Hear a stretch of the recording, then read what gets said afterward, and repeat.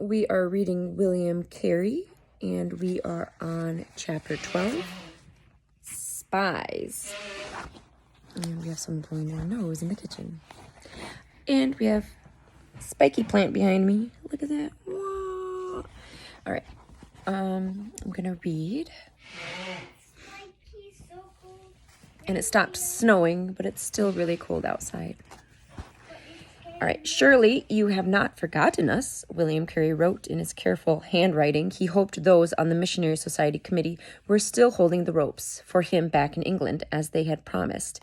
But it was hard to believe that 14 months after arriving in India, he still hadn't received a single letter from any of them, or from anyone else in England for that matter.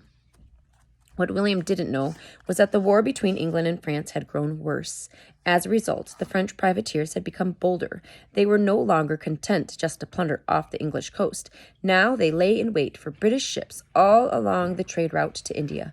By the middle of 1794, 2 out of the 3 ships sailing from Calcutta were being boarded and looted by French pirates. Not only had William not received any letters from the committee, but the committee had not received any of the letters he had written to them. During the remaining 9 months of the year, when indigo dye was not being produced, William visited the 200 small villages that surrounded Mundnabati. He inspected the fields where the indigo plants were grown and stayed on to talk with the people about their Hindu gods. Dr. Thomas was just as busy in Moipuldiggy running a free medical clinic. It was the only clinic for miles, and Dr. Thomas's house was surrounded day and night by sick people begging for help. Both William and Dr. Thomas used some of their money to start a boarding school, which was attended by 12 young men. Among the subjects taught were geography, science, and Bible study. Ram Boshu was the principal, and 2 missionaries paid for all the boys' needs. The 3 men hoped to train up Christian leaders for the Bengal district. William had made strides in translating the Bible into Bengali. He had also set himself the task of learning Sanskrit. While the Sanskrit language was very difficult to learn, William had begun to see its importance. Sanskrit was an ancient language that had originated in India about 1000 BC. Many European languages, such as Latin, English, Greek, and German, had words with Sanskrit roots. The Bengali language also had many Sanskrit words in it, which was one reason William began learning it. If he could understand Sanskrit, it'd be easier for him to unlock the meaning of Bengali words. William had another reason for wanting to learn the language. Almost all of the classical Indian writing was in Sanskrit, and William realized that if he wanted to reach the educated people of India with the Bible, he would have to translate it into the same language as their classical religious writings, and so he busied himself learning the language. William was grateful that he worked for the East India Company because by 1796, company officials had become even more determined to round up missionaries and other unwanted English people and return them to England. William's job meant that he could go about his missionary work without fear of being sent home. Yet, for all his work, William felt frustrated because he had not won a single Indian convert to Christianity. He had no difficulty attracting a crowd of 200 or 300 people who would sit politely and listen to him for hours, but there were no converts. William held a short service each morning with his factory workers, who all nodded enthusiastically when he told them about how God could save them from their sins, but still no converts. Even Ram Boshu, who had sacrificed so much to help William with his Bible translation and missionary work, was unwilling to shut the door completely on the Hindu gods and be baptized. So even Ram Boshu was still out of fear, worshiping those other idols. Okay. At least things were going a little better at home, though. After more than a year and a half of deep depression, Dolly's condition improved a little, and she became pregnant again. In 1796, when William was 35 years old, Dolly gave birth to their 7th baby, another boy, whom they named Jonathan. Much to everyone's relief, Jonathan was a chubby, healthy child right from the start. His arrival made both William and Dolly very happy. In all his letters back to England, William continually mentioned the need to send more missionaries to India. There was enough work in Bengal region alone to keep 1,000 missionaries busy. In his letters, William also suggested to the committee that future missionaries be sent out as assistant indigo dye factory overseers. That way, they would be granted an entry permit and be allowed to come and work with him. One day in late 1796, as William was bent over his desk studying Sanskrit, he heard a knock at the door. William opened the door to find his Indian neighbor and young white man standing there. "Here is a man from England," said the neighbor in Bengali. "I found him in Malda asking where your house was, so I brought him here to you." William sprang forward, eager to meet another Englishman. "Welcome to my house," he said as he reached for the man's hand and shook it. "It's wonderful to see a fellow countryman. Sit down, tell me who you are and why you're here." "My name is John Fountain," began the tall stranger. "I'm the Missionary Society's new recruit." The neighbor excused himself, and for the next few hours the two Englishmen peppered each other with questions. William learned that John Fountain was from Rutland in the next county to Northamptonshire and knew many of William's friends. John Fountain was also a man after William's own heart. He had left his fiancée behind, and to save money for the committee, he had served as a servant on the voyage to India, and according to his entry permit, he had come to India to be an assistant overseer of the indigo dye factory in Mudnabati. John Fountain turned out to be a good factory overseer, too. Having him take over a number of the factory responsibilities meant that William could put in long hours on his translation work. By March 1797, William's initial translation of the Bible into Bengali was complete. Wow. And ready to print. That's a lot of work. The question was how and where to print it. The original plan had been to send the finished manuscript back to England for printing, but with the number of French pirates prowling the English ships, this no longer seemed like a good idea. It took a year of mulling before William became convinced that the new translation of the Bible should be printed in India. To aid this process, George Udney purchased a second-hand printing press in Calcutta for William. "The printing press will be here in a month," William excitedly told John Fountain. "It is being set up the river on a barge, but there's much to do to prepare for its arrival. I'm thinking of setting it up in the dining room right under the window for natural light." As the news of what William was up to spread through the district, a friend offered to lend him enough money to buy the type and paper needed to produce 1,000 copies of the Bible. Because of the size of the translation, each Bible would actually consist of 4 separate books. William planned to sell half the Bibles produced to pay back the loan, and then he would give away the rest. William waited anxiously for the press to arrive. When it finally did, he was so excited that the Indian servants decided that the machine must have some magic, and they called it Sahib's idol. William longed for them to understand that, far from being an idol, the press was going to produce books that would tell people how to free themselves from idols. After the press was set up in his dining room, William decided to make the trip to Calcutta himself to buy the lead type he needed for printing. Along the way, he witnessed an event he'd only heard about up until then.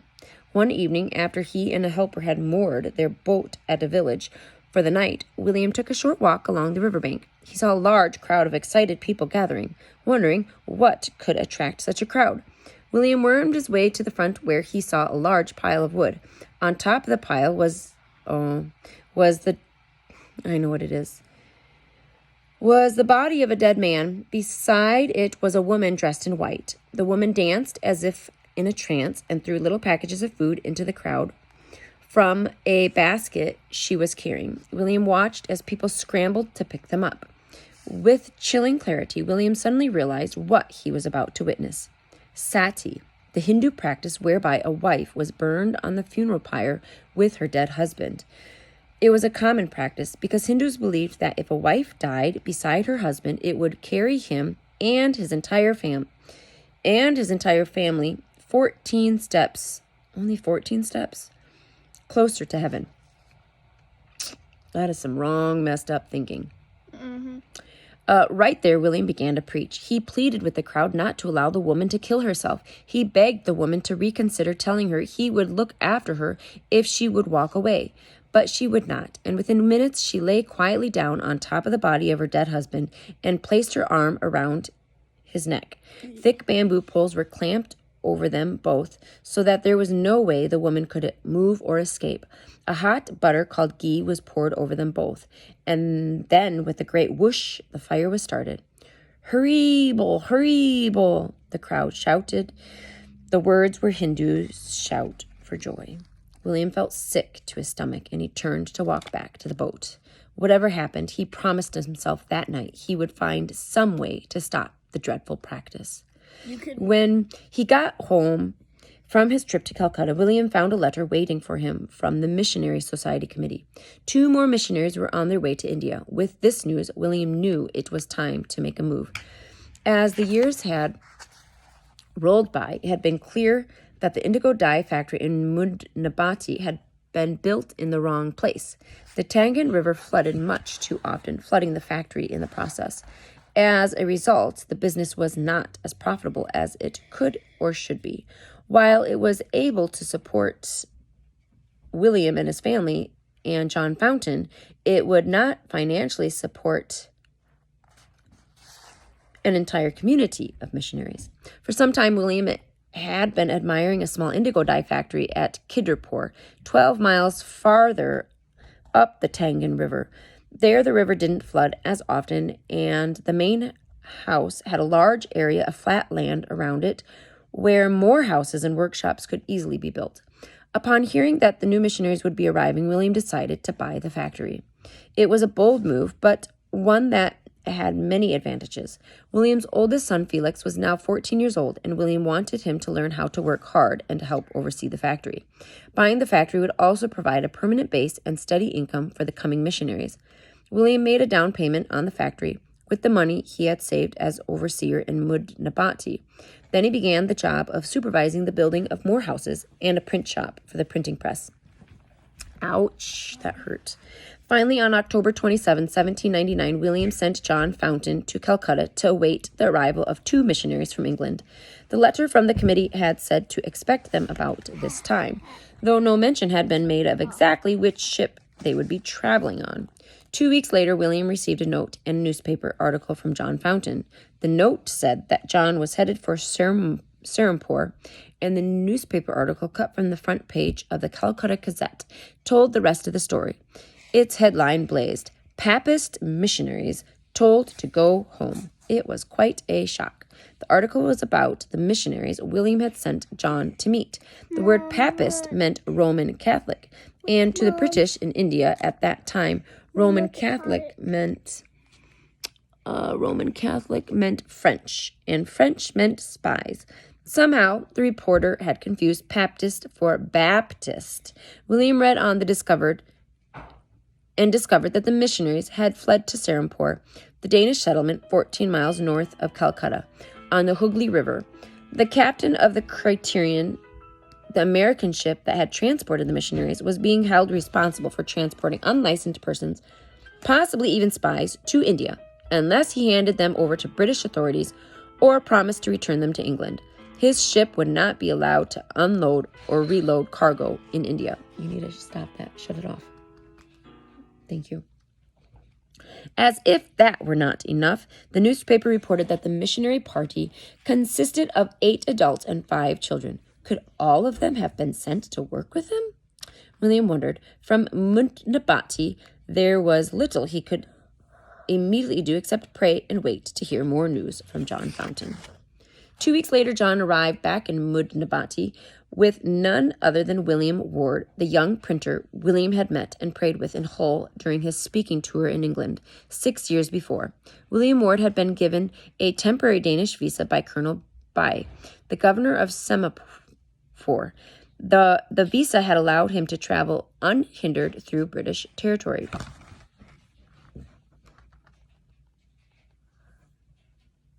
Met and prayed with in Hull. Okay.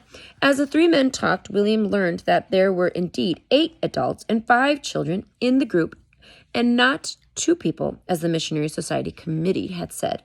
The group that set out from England consisted of William Grant, his wife, and their 2 children, Daniel Brunston and his wife, Joshua Marshman, his wife, Hannah, and their 3 children, William Ward and Miss Mary Tidd. Tragically, soon after making it to Serampore, William Grant had become violently ill and had died, probably from typhoid fever, a common illness in the region. There was also some good news to report, at least as far as John Fountain was concerned. Mary Tidd was the fiancée John had left behind in England. A week after her arrival, she and John were married in Serampore. As the men talked on, the rest of the story came tumbling out.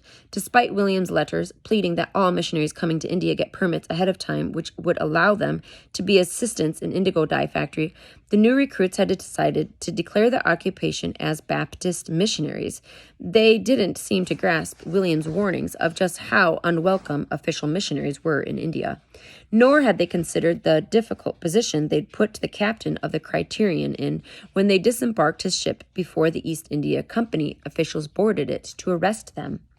After fleeing the ship, the group had hired a small boat to take them upriver to the Danish settlement of Serampore. There they were now all staying in a boarding house. They had also visited the Danish governor of the settlement. Governor Bai was an active Christian, and he welcomed them warmly, but he held out little hope he could help them get permits to live in British India. Instead, he had offered them visas to live in Serampore under Danish protection. Once the story was out, William wrote letters to everyone he knew of importance in Calcutta, but nobody could help the group. The message was clear. The East India Company did not want missionaries interfering in their territory. Period. However, after realizing that the group was made up of English Baptists and not French Papists, as reported in the newspaper, and that the group had escaped to Serampore, where it was out of reach of the captain of the Criterion, the captain was allowed to unload his cargo and take on a new cargo of cotton. All of this left William with a difficult decision to make. Should he finish the move to Kidderpore and the new indigo dye factory, or should he go to Serampore, where Colonel Bai had given the missionaries permission to live and work under Danish protection? William had good reasons for continuing with the move to Kidderpore. He had just invested all the money he had in the place. He had also already moved his family into their new home and had set up printing press. And he knew that the factory should produce enough indigo dye to more than adequately provide financially for his family and the growing mission work. And then there were the many people in the area who had given generously to help open mission schools throughout the Dinajpur area.